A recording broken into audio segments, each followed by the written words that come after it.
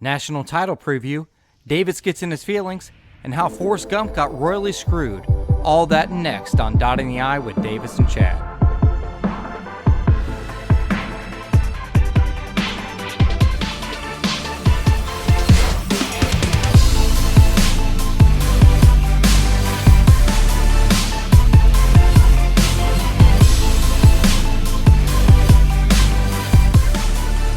What's up, Buckeye Nation, and welcome to Dotting the I with Davis and Chad. This is episode 17 and your national championship preview. We are 3 days away. We are a go as of this morning. We are boarding the plane. We are heading to Miami soon, and it will be Ohio State versus Forrest Gump's alma mater. Those must be comfortable shows. They are comfortable shoes, and I'm telling you this much right now. I think Forrest Gump could possibly be the greatest football player in Alabama football history. I mean, well, he sure was a running fool. I'll give you that. But listen, he played under Bear Bryant, so he's got to be worth something, right? That is true, man. Someone needs to check ESPN. Have you ever checked ESPN on Forrest Gump stats? No, it's got to be crazy. I guarantee, he probably returned about 50% of, the kick returns that they gave him. Probably did. 50%. He's the best college player that no one ever knows about. Exactly. Everyone knows him, but no one actually knows him. I know. Nobody wants to talk about him. All right. All joking aside, wait, hold on. For real, though. Forrest Gump isn't real? Like, he really didn't play for Alabama? I don't know, but I'm telling you this much right now. If he's got any genes in the gene pool, we need to send Ryan Hartline down there to talk to somebody. Yeah, I agree. I mean, he's probably still got to be alive, and he's got a boy. That's true. That's true. You know something, dude, real quick on that topic? That people don't realize that is like one of the saddest movies of all time.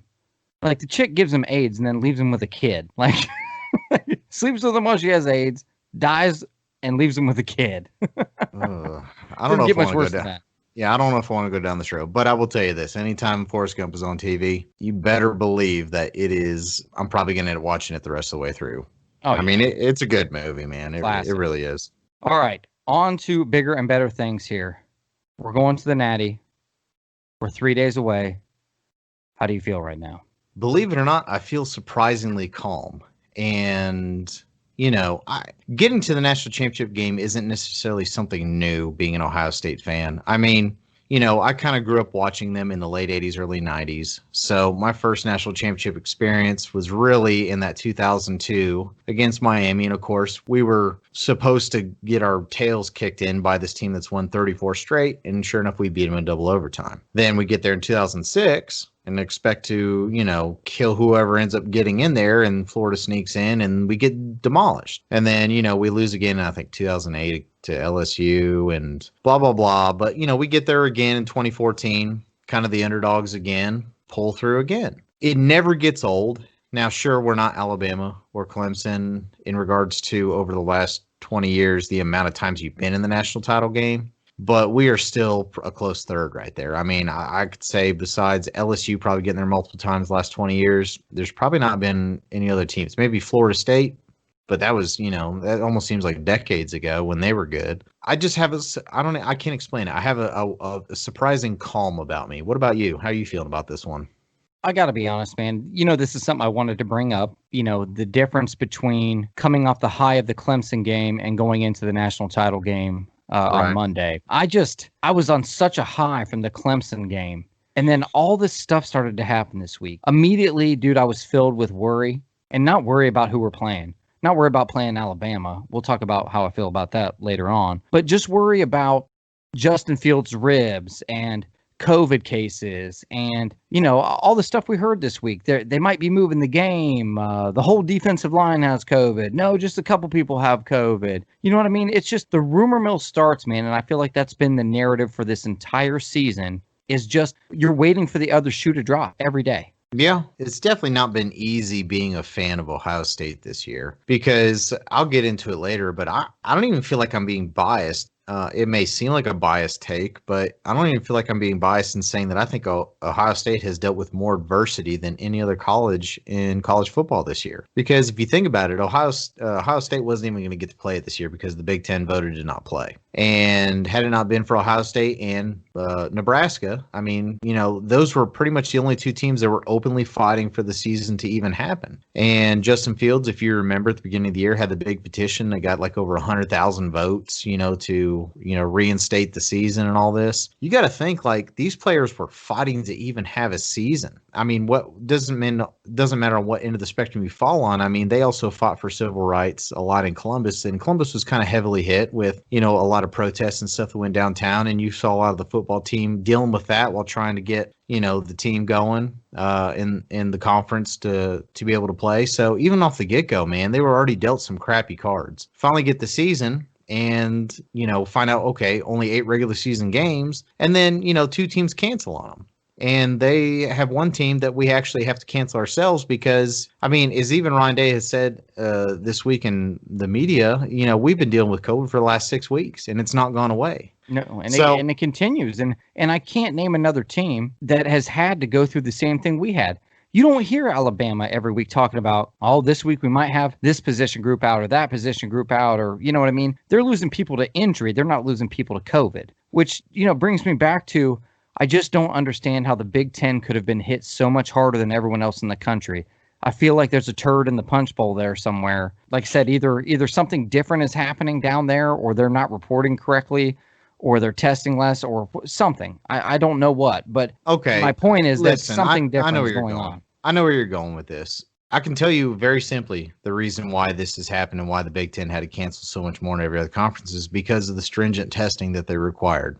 They're testing every single day. They're doing the stringent testing doesn't matter if you're testing negative. It does matter. Testing positive. That's the thing. Listen, I cannot.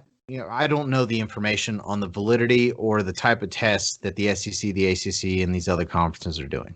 Did the other conferences have to have some cancellations? Yes, everyone dealt with some cancellations, or postponements, or switching. What team you're going to play around.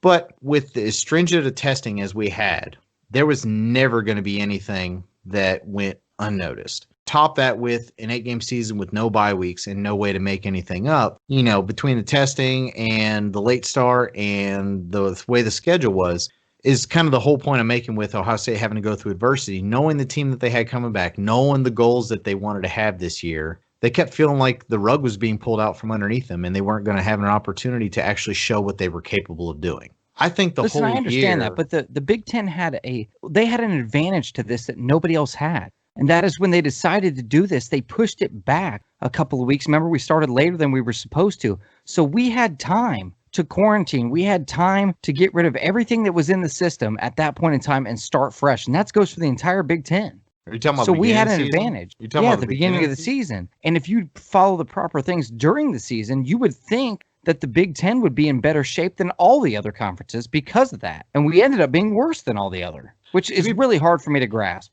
Well, to be perfectly honest, I almost kind of feel like, they made everything as strict as humanly possible because they're trying to appease both sides. They're trying to appease the fans and these teams and the football players and everything by giving them a season. But at the same time, they were trying to make it almost so strict that they said, hey, almost kind of good luck having a season following these rules. The point being is that Ohio State has had so much happen to them this season that the storyline, like Ryan Day keeps repeating, like this is going to be one of the greatest stories in college football history if we can pull this whole thing off. And I understand where he's coming from because, like I said, from the beginning with, not having the season, finally getting the season and trying to crane these games in and then dealing with COVID cancellations and then having such a small total of game to try to creep into the college football playoff and then it coming full circle to get your rematch against Clemson that we ultimately wanted to happen. It's almost storybook, man. It's almost storybook. Us as fans, we don't know what goes on inside the locker room. We don't understand what happens,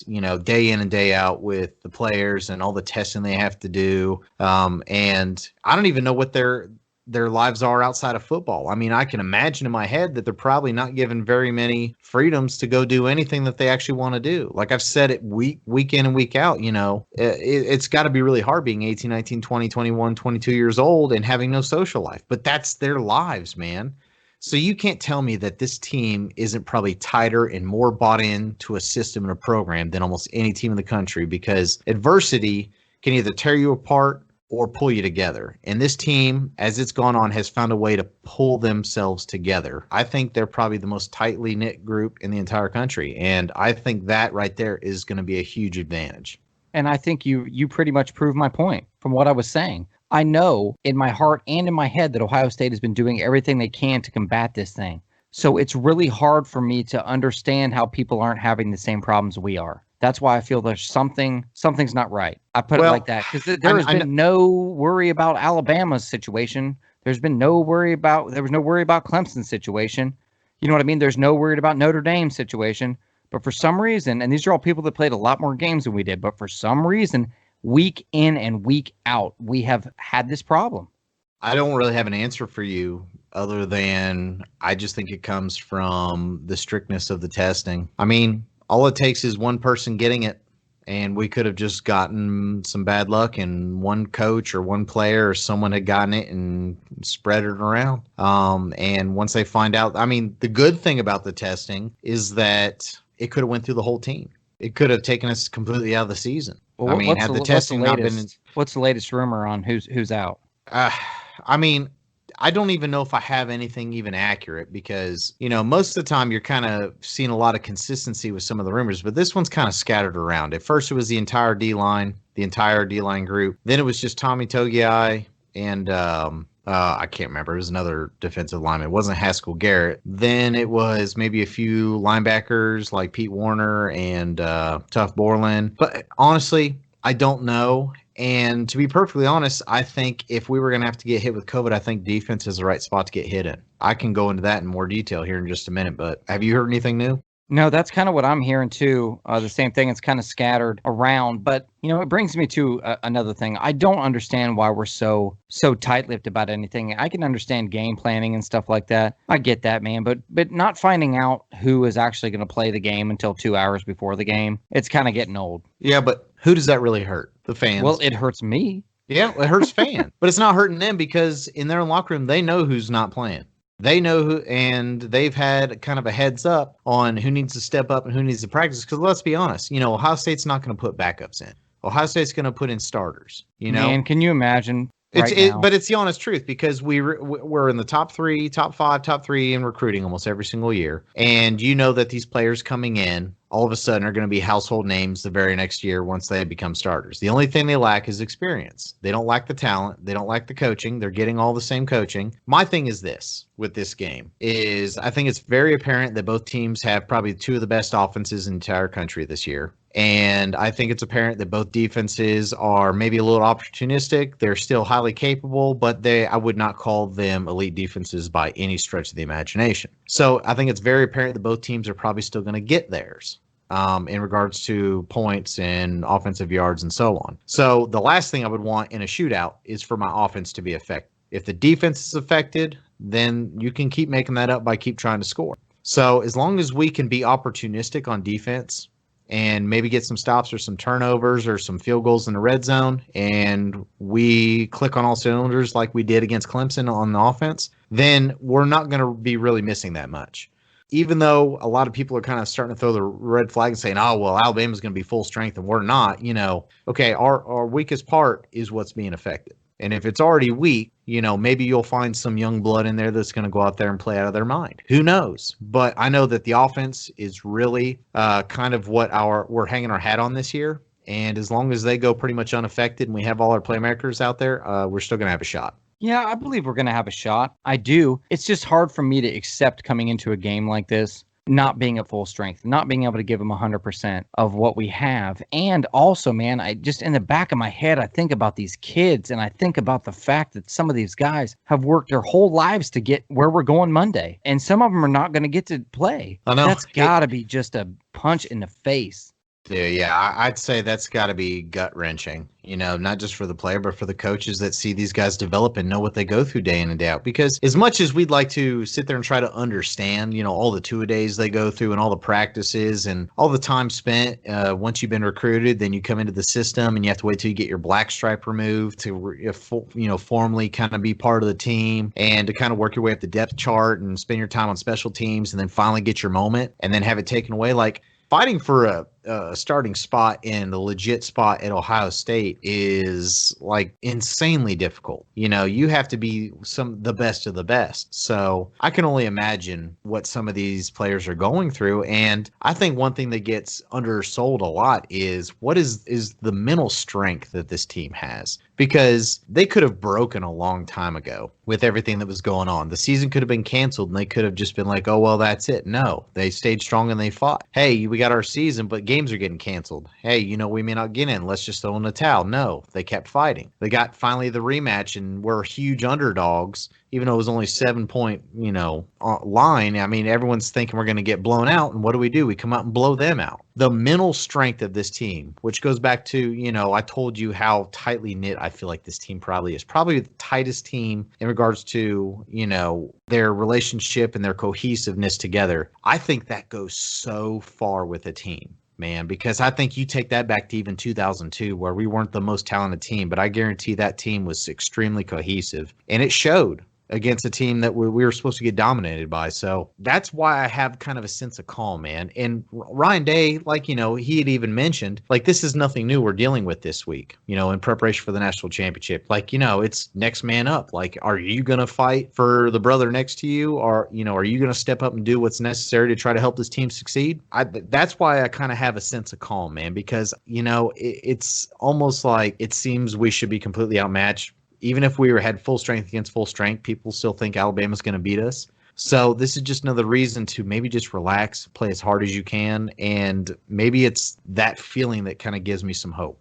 Yeah, I think this game comes down to one thing, to be honest. I've looked at it from several different angles. I'm looking at it defensively on matchups. I'm looking at it offensively on matchups. My faith in this game lies solely in the capabilities of Justin Fields on Monday. How hurt is he? I'm sure he'll never tell. I heard what he said, that he woke up Monday and thought it was, or woke up the day after and thought it was better than it should have been. And then a couple days later, he was actually really sore, which is kind of what happens anytime you get something like that. But how hurt is he? And is it a pain management issue or is it like an actual injury?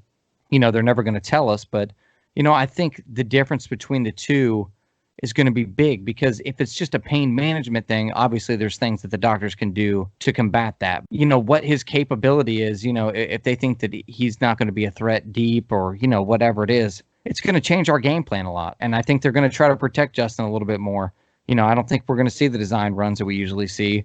And I don't think we're going to see him run. I think we're going to see him throw the ball away more this game than we usually do. Okay, so I agree with you a little bit in the fact that we're probably going to see a little bit of different design. You're not going to see as much quarterback run, which you're not always seeing quarterback run from Justin. Sure, you're going to see the read option that happens a few times a game and he keeps. I think that I have a feeling that he's going to be just fine. And the reason why I'm mainly feeling that is because we now have a run game we can trust with the running back. And even if Master Teague isn't even good to go for this game still, that's fine, because that freshman, was it Mayan Williams? Man, he looked like he can step in at a given time and still give us some positive energy, some positive yards, if need be. But Trey Sermon's completely capable of taking 30 snaps. And Trey Sermon, over the last 3 games, is averaging, over 200 yards a game. I think there's not as much stress on Justin Fields to keep the ball and run with it, because we now have a running game we can rely upon a lot more.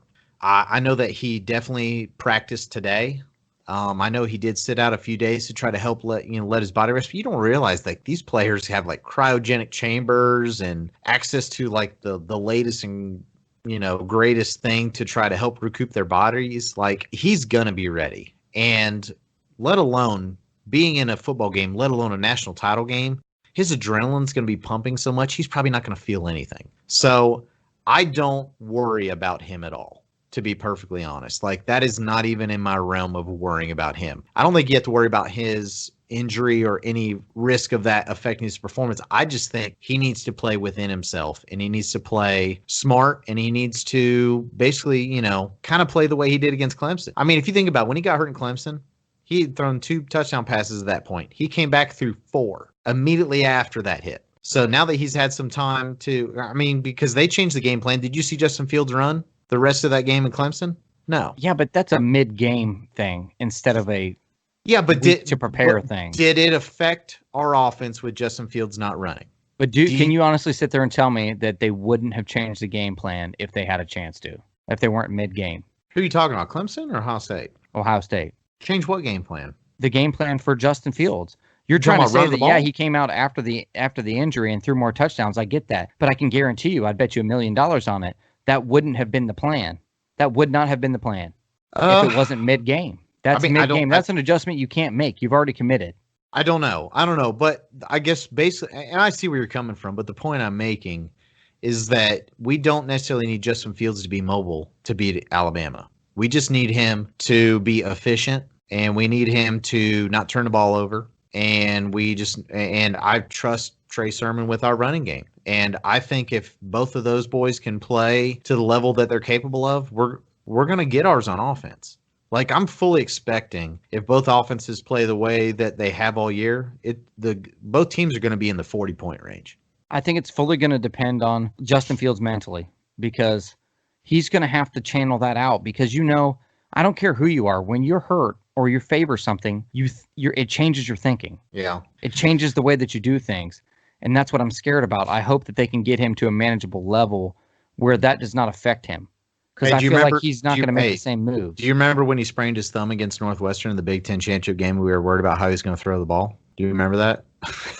Well, yeah, and his comment was, "I'll be ready by game time." You know what his comment was this time? "I'll be ready by game time." I hope so. Listen, I hope so, man. Listen, we're for one of the few times this year, I'm on a completely different end of the spectrum. I'm feeling relaxed. I wouldn't say highly confident, but I am definitely feeling pretty confident because I have a belief in this team that goes beyond what the eye test is. It goes beyond what statistics is. I really feel like as a fan, I'm kind of going through the season with him because as you expressed all of your frustrations with, the COVID and games getting canceled and the season may not even be happening at that point, part of them almost kind of has to feel like they were given, I wouldn't say given the gift to be there, but it almost feels like a gift to be there in the fact that, 3-4 months prior, we weren't even having a season. And yet here they are in the national championship. Dude, that's like, you're betting on borrowed time there. Like, make the most of the opportunity. Like, Ohio State almost has nothing to lose here. You know what I mean? Like, Alabama almost has everything to lose here because they have been far and away the best team in the country for the entire season. And they have the Heisman winner, and they have the best quarterback in the nation, and they have the best running back in the nation. Like, they literally have everything to lose if they don't pull out this national title. So who's the pressure really on? Man, that's a hard question to answer. Because, like you said, there's just many ways that you can really look at that and try to portray or try to think who you think the pressure's on. To me, I think the pressure's on us. I don't. I disagree. And I'll tell you why I think the pressure's on us. Because we set a bar last week. We talked about a million times before this. We really didn't know. We hadn't seen this team fire on all cylinders yet this entire season. Okay? Every game there's a little something. Either we're missing personnel. We play poorly on defense. Missing coaches. Coaches. Yeah. Something. So when we finally get together, it's one game, right? And we fire on all cylinders. Justin Fields plays out of his mind. The whole team plays out of their minds, right? And we put it on Clemson. But still, in the back of my mind, that's one game. We have seen that team one time, and we're all automatically assuming that team is going to be the same team we see on Monday. That has not been proven. Doesn't have to be the same team. It could be flipped. Trey Sermon could go freaking nuts and run for 400 yards. Well, if you want to go home with a trophy, it does. Or if you want to go home with like a piece of grass and a T-shirt that says runner-up on it, then maybe not. Has Alabama and Mac Jones actually been tested at all this year? I would maybe give them against Florida. Florida was just a shootout. They play in the almighty SEC, Davis. Oh, I know. Oh, yes. That's what they're telling me. Oh, trust me, I'm on the same boat with you. I think that gets way overblown, and they excuse every loss and every close game and blah blah blah. I get it. It's snorefest, okay? Because it's just like mainstream media. They only tell you the narrative that they want to tell you, and that's what ESPN does because they have interest in the SEC and no other conference. So I get it. But what I'm saying is, if you actually step back and look at I'm not even talking about people are trying to compare, what does Alabama look like all season? What does Ohio State look like all season? Okay. And then I understand that Alabama's been very consistent, very dominant. And then you're looking at Ohio State, inconsistent, only dominant one time. That's all you've seen. So Ohio State's a lot more of a question mark. You're not sure what you're going to see. Right. But you have to kind of go with your gut feeling in this game. And I think being close to Ohio State, keeping up with a lot of the stuff, I just have this feeling, and I can't explain it, but I just have this feeling that not only are we going to come out fired up, but we are going to come out playing for the person next to us more than anyone else is going to come out for the person playing next to them. I can't explain it, man. It's like a sixth sense. I just have a feeling about this game, and it's a positive one. See, and that's the difference between us on this one, which is generally not how we go, but you're more right now in the spiritual mode of college football, and I'm looking more at the matchups and the things that are going on. And I you're agree. You're in the I just have a feeling kind of deal, and I'm not saying that we're going to lose this game. I have a feeling about how I think this game is going to go, and I think we have a real chance of winning this game. I think certain things have to happen, and I think there's certain things that I got to let go of now that I know are going to happen. And that's how I think it's going to go down. You're just more of and I've been in your shoes before. We've had these conversations before where I'm like, I don't know why. Just feel like we're going to kill them. You know what I mean? And I've had those feelings. But this game, I don't know why. And it has to be because of such a high last week and all the things that have happened this week that I'm more leaning towards the numbers game in this one. I'm going to make a hot take right now. And since I'm in my feels, and I might get roasted for this later, but I don't even know why, man. It just literally popped into my head, but it's just a feeling that I think Shaun Wade is going to have the game of his life on Monday. I don't know why. I know that we have given him crap the entire year, but he's most likely going to be the one going up against Devontae Smith. And I just have a feeling I'm going to do I'm going to mess our order up here. I'm going to do an ultimate hot take, and I'm going to say he gets at least one pick today, at least one pass breakup. I'd say he's probably going to keep Devontae Smith under 100 yards. You want any fries with that? I don't know, man. Listen, I swear to God, I'm not being possessed right now. This is I think this year more than any other year, you cannot sit there and look at stat lines, and you can't look at, well, you did this against this team, and then this team did this, and you're trying to look at third party, and you play in this conference. Listen, at this point, these are the two teams. I don't care how they got there. You can try to match them up all you want to, but let's be honest, who is really coming in with a head full of momentum at this point? Who's coming in here with, almost this feeling like it's destiny a little bit? Like LSU was kind of that team last year. I know, but what you're forgetting to look at, the fact that Alabama has a hair up their ass because of 2014. That's too long ago. If you think that's not posted in a locker, dude, I'm telling you. Listen, I'm not going to say like that. Listen, I'm not going to say that's not used as motivation, but to be honest, there's no players on their team that were there that year. It doesn't matter. Very few. No, it does matter because that has to be a lot more recent. Okay, so then are you going to make the argument that Justin Fields has a bone to pick with Alabama because the last time he faced them was in the national championship game when he was played for Georgia and they put him in for one play on a fake punt? Yes, because if you go to a school, it's a different situation, man. It's not. If you go to a school right now, okay, so you're telling me that every year when we play Michigan and it's a tradition and it's a rivalry, since you don't have a bone to pick with Michigan because you beat them the year before that, now all of a sudden it's not a big game? No, that's different. It's not a game. It's not. Because you're fighting for the history of your school. You can't throw the team up north in that argument. Yes, you can. Because that's a rivalry game, and we hate You them. are fighting for your school and the history of your school. You buy into that when you sign the dotted line to play at Ohio State, and especially when you sign the dotted line to play for Ryan We're not Day. living in the 1950s. Listen, I don't care if it's dotted, solid. I don't care if it's upside down in a loop-de-loop. All I'm saying is you sign that line, you come in with the passion to play. Your school has a bone to pick with somebody, you play for your school, and I'm telling you, dude, don't sleep on Alabama. And I'm not saying we're going to lose I'm this not game. I'm just sleeping saying on they're them. coming out. Listen, You are. I You will have be a the feeling first on person to everything. tell you You that got a they feeling that are tonight's going to the be a good obvious night. number one. Listen, I'll be the first one to tell you Alabama is the obvious number one team this year.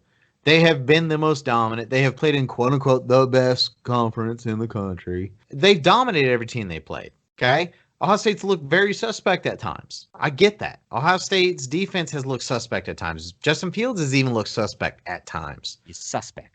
But you know what? It's just like Ryan Day said in the video footage that wasn't supposed to get out after the Big Ten championship game. All it takes is one game. We don't have to beat them 7. We don't have to beat them 9. We don't have to beat them 10 times. We have to beat them once. And I don't care if you say that 9 times out of 10 Alabama wins this game.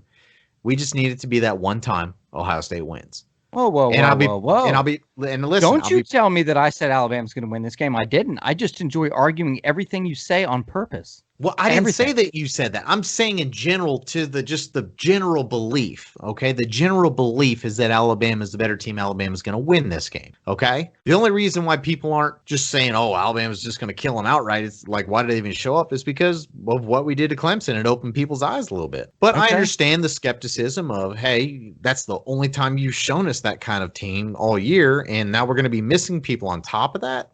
I have been listening to people. I get it. Hate on us all week. And do you know how sweet it would be? Like, listen, it's already been amazing keeping up with and backtracking on all those Clemson people and all those Ohio State haters that said we were going to get blown on that game. Like, don't get me wrong, dude. I hope Ryan Day jerks Saban's pants down right at the 50-yard line and wears his ass out. That's what I hope.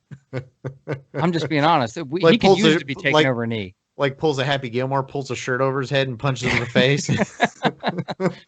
I'm all for it. Believe that. But okay, so we're at this point now. I don't want to make this thing too long. Tell me what's going to happen, man. Give me the synopsis. Give me the synopsis and a final score. If you say we win, how do you think we win? I think we win because I think we continue to not settle for field goals. I think we win because our defense gets opportunistic. Mac Jones has not really been pressured much all year, so we don't know what kind of quarterback he is under pressure. We don't know how he deals with maybe coming from behind in a game. I think it's important we get out in front a little early, or at least we make it up by halftime. I think the defense gives up a ton of yards, but we hold them a few times in red zone. We get a Sean Wade pick or a fumble, and I think we play clean football, and I see this as an Ohio State 10-point victory. Well, give me the score. 45-35. Okay. On my side of it, I see this game. I think that it comes down to me on whether or not, what's his face? Dang, I can't even say it now. Receiver, Waddle. Whether or not Waddle is going to be full strength when he comes back in, or whether or not that's going to be a decoy. I think that's going to matter. I think that's going to have a huge bearing on whether or not Mr. Heisman is going to get the ball more. I think the key to this game is stopping the big play. I think if we can somehow contain that, I think that we can play enough defense to get more stops than Alabama will on us. I believe in our offense, especially with everybody going to be playing. I think Justin Fields is hurt, but I think he will maintain. They will slightly change the game plan to fit that, but I think we will still stay balanced, and I think you're going to see a lot less running from Justin Fields. I think he's going to throw the ball a little bit more. I think you're right on the red zone. I think we continue to try to put the ball in the end zone and not come away with 3. I feel like this game is going to come down to the wire. I feel like it's going to come down to a fumble late in the game, or a turnover late in the game, or a kick return late in the game. Something big, fake punt, something out of the ordinary, I think is going to change the tide of this game. I am going to go 45-42 Buckeyes.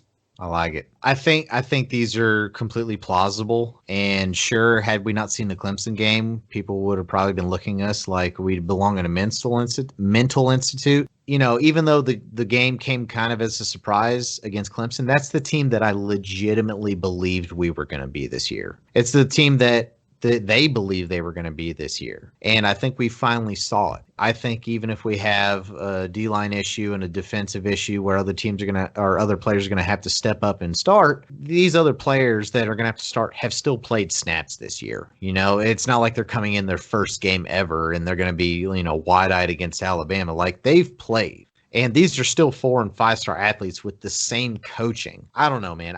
I know rhyme or reason if you want to just pull straight stats and you want to be nerdy about this and pull it, as for surefire as you can be. You see Alabama winning this one, probably covering the spread. But this feels too special to me, man. The way the whole season has went feels too special, and maybe I'm just too close to it now, too emotionally involved in it. But I don't see us at least not being hyper competitive, and I feel like we're gonna do it this year, man. I do.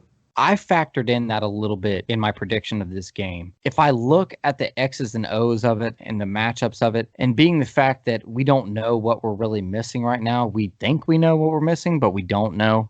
So the pressure that's going to be put on Mac Jones could be some or could be a lot less than we think based on who we're missing. And I think, but what I did was I compensated for that by what you're saying. This season does have a feeling. It does. And we talked about this before. It feels similar to 2014. It really does. It's almost destiny, man. It's almost destiny. You just have too many, even in our personal lives, man. We're having a lot of things. We're not going to, let the listeners know what's going on in our personal lives, but there's even some deep stuff in our personal lives that are really mimicking what's happened back in 2014. And like, we can't explain it, man. It's almost you're just going to have to kind of trust us and believe in us that we're right in this. I think we will a win. I think that's how it's going to go. I think it's going to be, I don't know why, but in my head, I see it being some magical thing that ends in something close. I'll put it like that. That's how I see it going down, is just it's going to be something close. That's like how you see it. Like you just have a feeling that we're going to come out and play on top of the world and we're going to win by 10 points. I just feel like there's going to be something, like almost like the 2002 national championship, something like that. Yeah, I mean, I think it's there. And I think these boys are going to get ready to play. I mean, it's going to be really hard to eat some crow if we're extremely wrong and we lose by 20, which I'll be honest is a potential. It's definitely possible that could happen. Oh, yeah. But, oh, yeah. I mean, I'm not sitting here admitting that Alabama's a better team or Ohio State's a better team. I just know they've had 2 completely different seasons. They've went through 2 completely different sets of problems they've had to go through for the year. And Alabama, for the most part, has went through the whole season unscathed, to be perfectly honest. Well, then let's scathe them. That's where I'm at. Hey, listen, everything there's a reason things are average for a reason. You can have a high and then a low, and then it's somewhere in the middle. Alabama's been on high for a long time. Time for them to get more down to an average. And man, Ohio State's been below average most of the time. Time for them to average up more to their high. Yep. Well, listen, hey, we've rambled on long enough here. We will be doing a post-game reaction after this at some point. I'm sure the day after or a couple of days after the national title game, depending on, what happens. We'll do a reaction video. Make sure that you're looking out for that on Facebook. Davis? All right, guys. Well, again, Chad and I really appreciate all the support we're getting. We're getting a lot of great feedback. We're starting to get a lot more interaction through our social media accounts. And listen, guys, this thing's grown. We just started this thing this year. The sky's the limit. We really enjoy what we do. We enjoy talking about Ohio State football. We hope you enjoy listening. Hopefully here before too long, we really hope to kind of get you guys more involved in our process. So if you get the chance, we're on all social media platforms like Spotify, iTunes, iHeartRadio, and Google Play. And of course, I put up the podcast on YouTube as well. So you also get the chance to kind of watch it on there if you get the free time. But give us a like, subscribe, comment on our page, and let us know what you think. And, just interact with us, because at the end of the day, we're all fans here, and we're all in support of the Buckeyes, and we're at the end of the road. Let's hope we finish on a high note. And as always, go Bucks. OH.